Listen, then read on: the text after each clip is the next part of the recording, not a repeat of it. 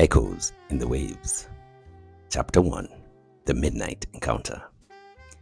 The ocean stretched out endlessly, its inky surface shimmering under the full moon. The waves rolled in gentle rhythms, whispering secrets to the sands as they kissed the shore.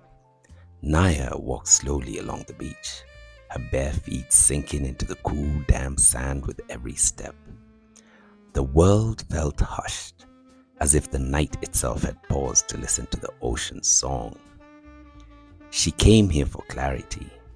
The weight of the week clung to her shoulders, and the only solace she trusted was the vastness of the sea. Her long, flowing dress swayed in the warm breeze, the fabric brushing her skin with every movement. Her tight coils had come undone in the salty air, spilling over her shoulders in the wind. Then she saw him. A man stood waist deep in the water, his back to her, the moonlight illuminating his smooth, dark skin. The breeze teased the open collar of his white linen shirt, which clung to his broad shoulders and chest, wet and glistening. There was something about the way he stood, rooted, unmoved, that made Nyah pause. As if sensing her presence, he turned, his eyes dark and piercing, locked into hers. Even from a distance, Nyah felt the intensity of his great gaze, a pull she couldn't explain. He began to walk towards her, the water slipping off his body, leaving trails of moonlit droplets across his chest and arms.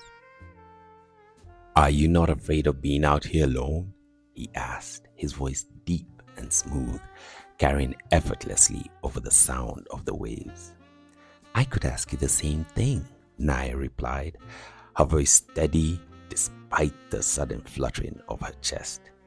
He smiled, and a pause quickened. His face, now clearer in the moonlight, was sharp and handsome, his jawline strong, his lips full and inviting.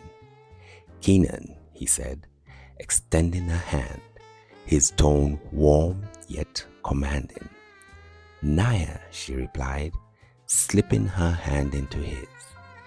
His palm was firm and warm, and the brush of his thumb against her skin sent a ripple of heat through her. "Nice to meet you, Maya," he said, his voice dropping slightly, rich and intimate. "Likewise," she responded. Her heart was pounding as his eyes lingered on hers. "Shall we walk?"